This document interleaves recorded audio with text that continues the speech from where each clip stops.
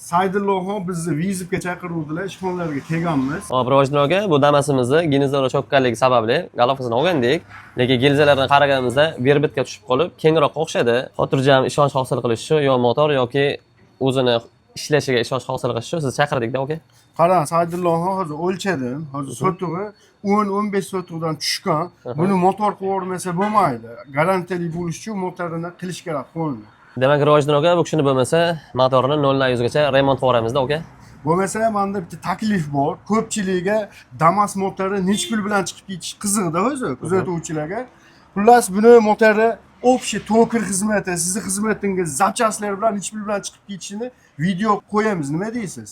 Aka, bemalol, bizda bexsuscha narsani o'zi yo'q. Bu yerda sirri ham yo'q hech qanaqa. Nimaga nech pul ketsa, kerak bo'lsa, spiska qilib videoda ham chiqarib berishimiz mumkin. Xullas, videoga like bosasizlar, Damas bilan tanishlarga yuborib qo'yasizlar va ikkimizga obuna bo'lib qo'yasizlar. Xudo xolasa motorimiz tayyor bo'lganda narxi bilan qo'yamiz.